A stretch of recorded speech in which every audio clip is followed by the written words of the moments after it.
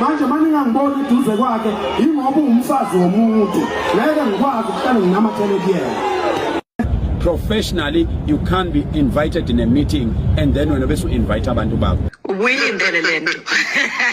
Ngoba mina bengilindele. One, labantu bobabili banesithembu abasebenzi.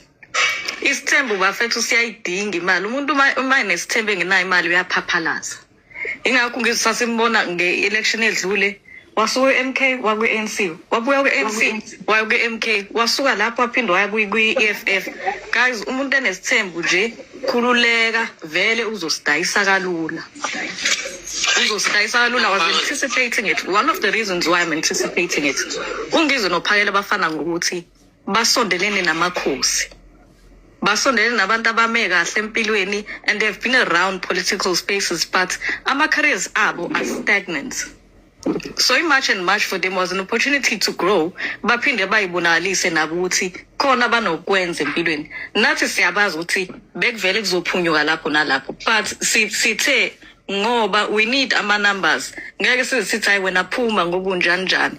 But siyabadinga ukuthi babe khona. But manje mabezosidayisa eli kanje into esiyidinga ukubona sidinga isineke. Omunye umuntu osuka wabhayizisa uphakela umuntu ekuthiwa uSkim from the first podcast interview abayenza nophakela wathi yena no man I think you'd make a great president. You should wathini wathi kumele angenele ukuba uhulumeni. If I become president, wonke umuntu uzohola 1 million ngenyanga and no one will need to work in South Africa. Bese khula kanjani i-GDP?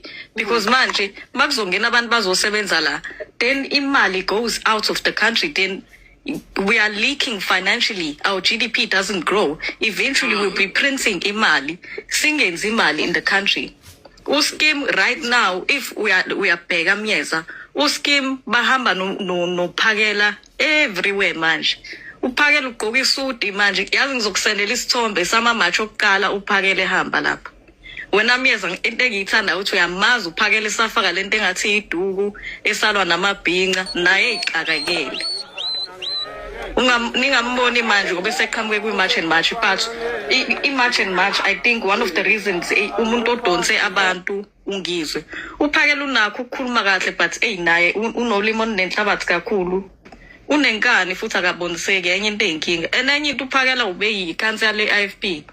So manje sonke lesikhathi uyikhansela le-IFP kuphinde nakhona futhi angazi noma kwabuya kwaphela and akuqhubeke phambili uzwana nabantu abakhulu obviously they